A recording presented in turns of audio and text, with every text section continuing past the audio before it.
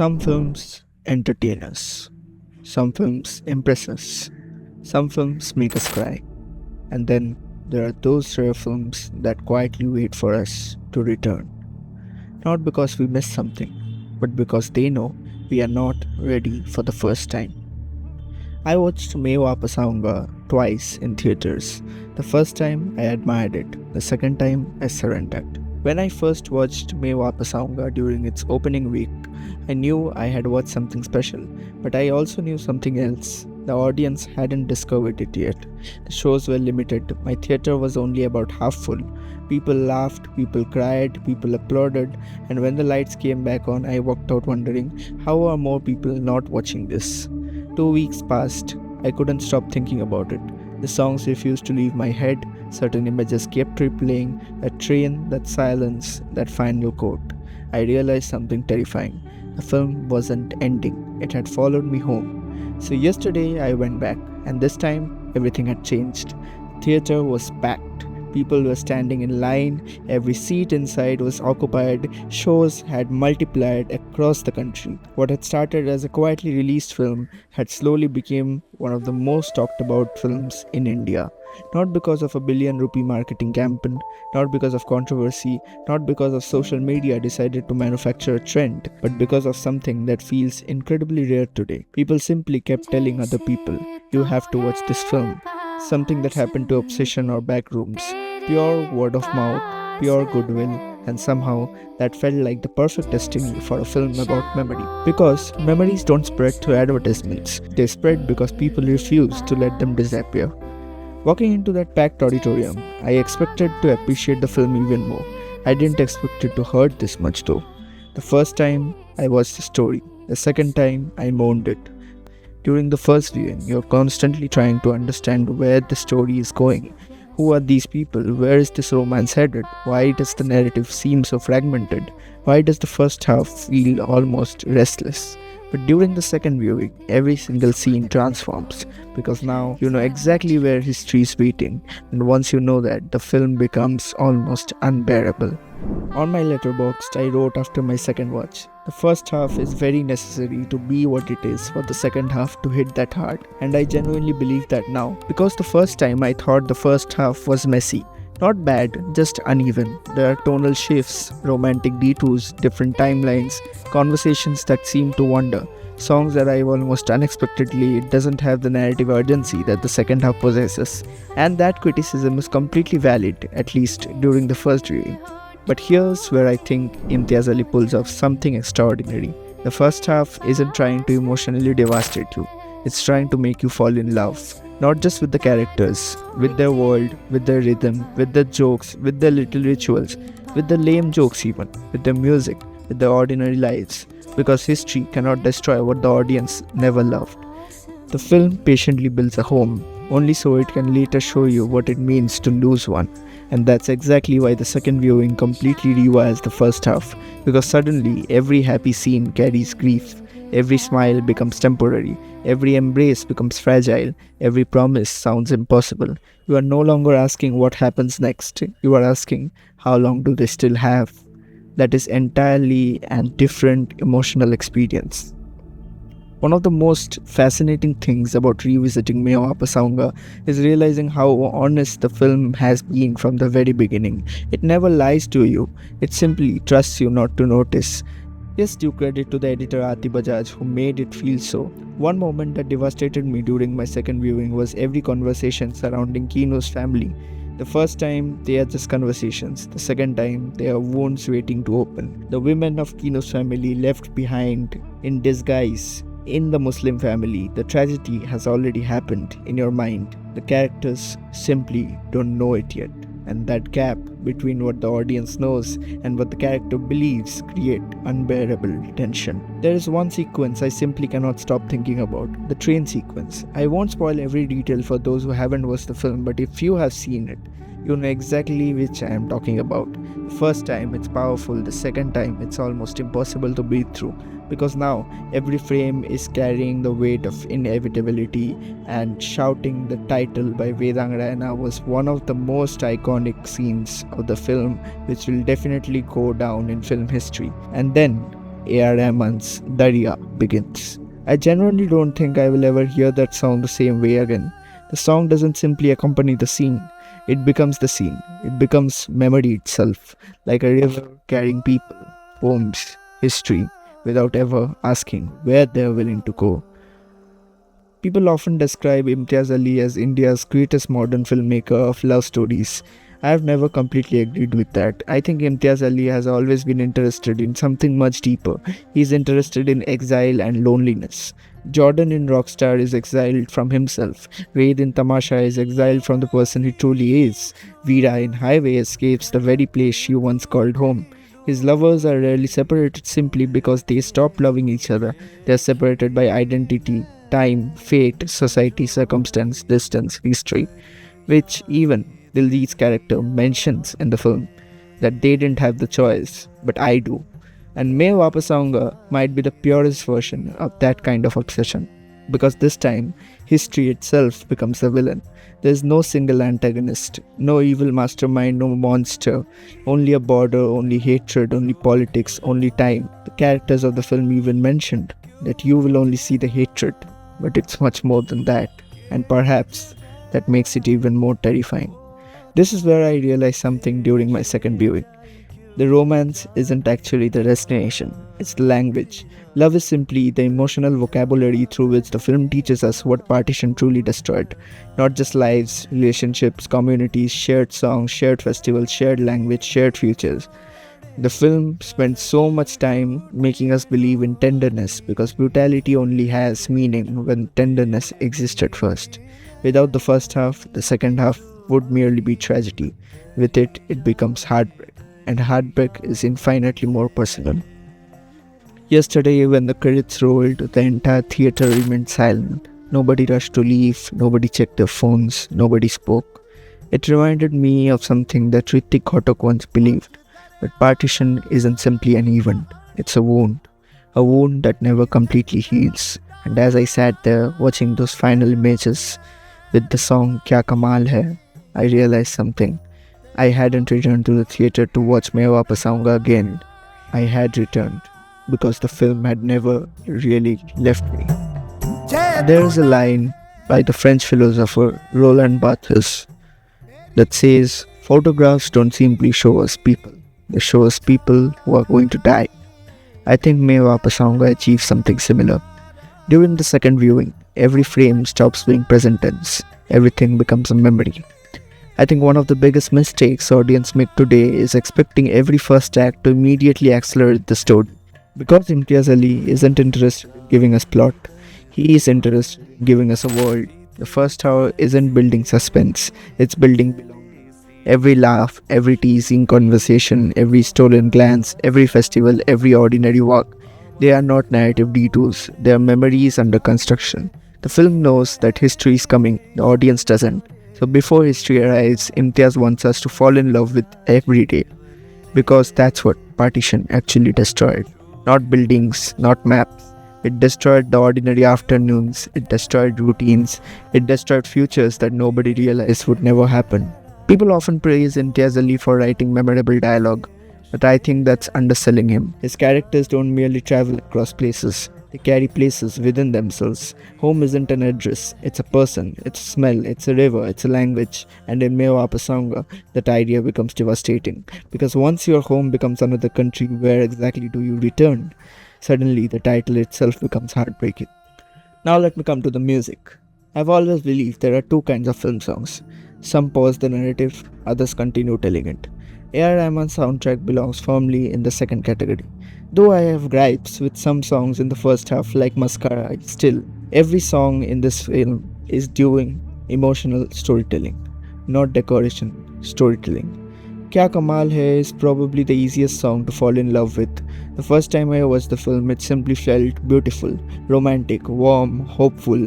But the second viewing changes everything because you are no longer watching people falling in love.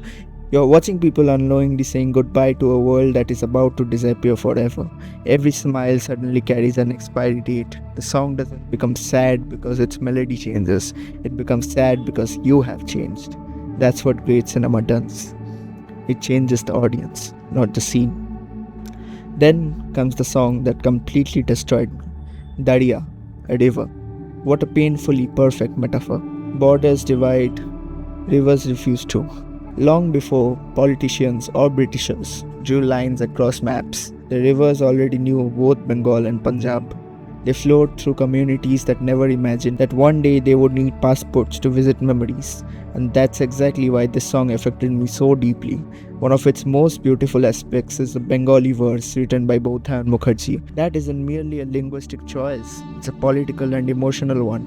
Partition is often discussed as though it belongs exclusively to Punjab in mainstream Hindi cinema. But Main Vaapas Aaunga reminds us that Bengal bled too, and Punjab and Bengal were the two states that were most affected by the partition. Millions crossed rivers, millions crossed borders, millions never crossed at all. By allowing Bengal to coexist with Punjabi with the same song, the film refuses to privilege one memory over another. Instead, it creates something extraordinary, a shared elegy, a shared mourning, a shared homeland carried through music. Punjab and Bengal become echoes of one another, different languages, same wound. Perhaps that's the greatest achievement of Darya. It doesn't ask which side suffered more, it simply reminds us that grief has no mother tongue. A film like this lives or dies through its performances, and thankfully, everyone understands exactly which film they are in. Nobody performs above the material, nobody tries to steal attention, everyone serves the story, except one man quietly walks away with your heart, Nasiruddin Shah. What more can be said about him that hasn't already been said? At an age where many actors begin repeating themselves, he somehow continues discovering new emotional colors. This performance is astonishing because of how restrained it is. I had the privilege of interviewing him once after the screening of Manthan, and he never asks for your sympathy. He never delivers grand speeches just to impress. Sometimes all he does is look, and somehow his silence contains decades. You can feel history sitting behind his eyes. You can feel memories that words are no longer capable of expressing.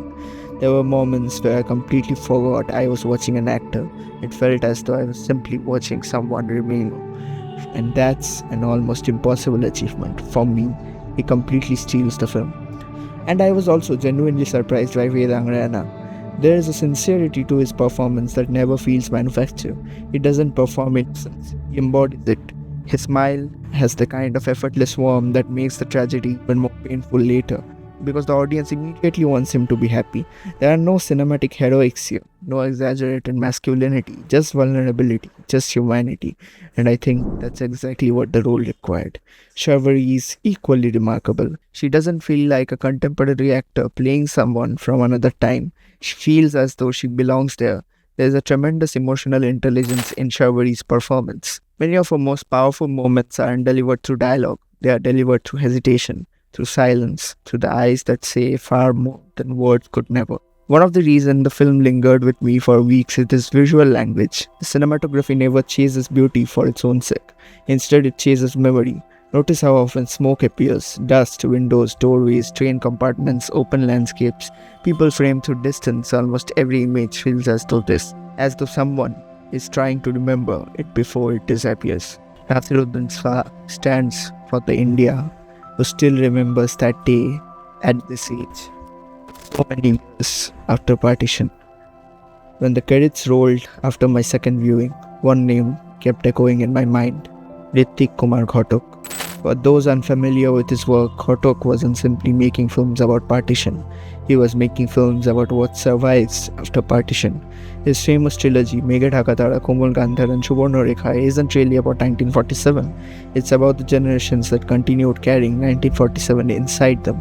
Unlike many filmmakers who treated partition as a historical event, Ghatak treated it as a psychological condition.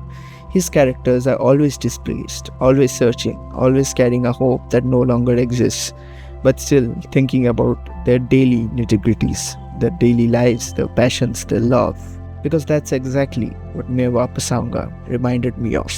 I'm not saying Imtiaz Ali is trying to remake Ghatak, nor am I saying this is the fourth film of the partition trilogy, but spiritually, emotionally, this felt like the closest contemporary Hindi cinema that has come to carrying that legacy forward.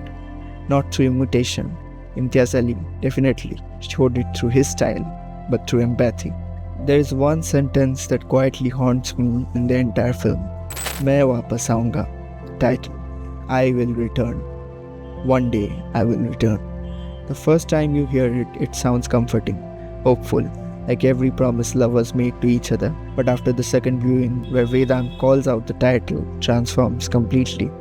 Because history doesn't care about promises. And when you are young, you may think of revolutions and promises made, but fate will almost never let you meet. Millions promised they would return, most never did. Some couldn't, some were killed, some found their homes occupied. Some realized that even if they physically returned, nothing remained to return to. Perhaps that's why the title hurts so much, because it represents the greatest dream of every refugee. Belief that exile is tomorrow, that one day they will go home. And then comes my favorite creative direction in this entire film. Most partition films conclude by reminding us that history was tragic. Main Vaapas Aaunga refuses to let us feel comfort. As the end credits begin, we are shown images that extend far beyond India and Pakistan. We see archival and contemporary images of refugees, family working with whatever they can carry, children holding on to parents through landscapes of destruction with the lyrics of Kya Kamal Hai representing as Chote Chote Phool, little flowers, wars, warm cities, broken borders. Faces that look hauntingly similar, despite belonging to different countries and different generations. The film quietly connects the trauma of partition to the refugee crisis that continues to unfold across the world. You can recognize echoes of devastation of the Second World War, the forced migrations born from colonialism across continents, the haunting images emerging from Israel-Palestine and US-Iran, different countries, different religions, different politics, but the same human consequence. Someone loses a home, someone leaves everything behind, someone carries a child, someone looks back one last time, and someone whispers, I'll come back. Hind Rajab never came back, but she wished to. That final montage completely changes what the film is trying to say. It tells us the partition never truly ended. It simply changed the languages and borders. Then comes the quote that has refused to leave me ever since I watched the film.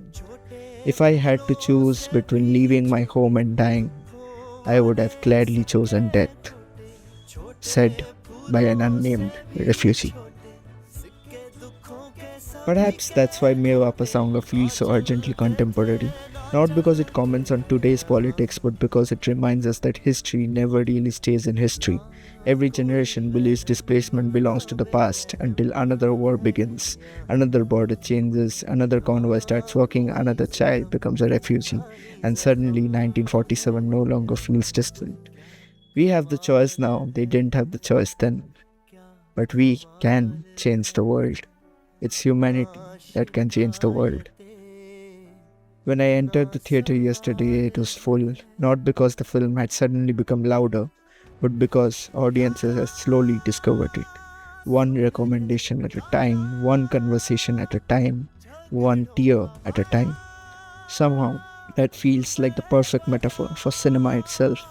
The greatest films do not survive because they have marketed well. They survive because people keep returning to them, because people keep telling their stories just like families kept telling stories of partition around dining table longs after textbooks had moved on, and even to the director Imtiaz Ali after the film ended and he came into some shows in Mumbai. People shared their own traumas to him. People cried to him and fell down on the ground. You don't return to places, you return to stories, you return to songs, you return to photographs, you return to memories, and if those memories continue to be shared, perhaps no border can ever truly erase them. If you have watched Main Vaapas Aaunga, I would genuinely love to know how it affected you. Let it stay with you the way it stayed with me, and if you haven't watched it yet, don't wait for streaming, please. This is one of those rare films that deserves to be experienced in a dark theatre, surrounded by strangers who by the end are all sitting in the same silence, sharing the same trauma. This is Honored Ho, and you have been watching The Unusual Critics. Until the next film, keep watching, keep questioning, and most importantly, keep remembering.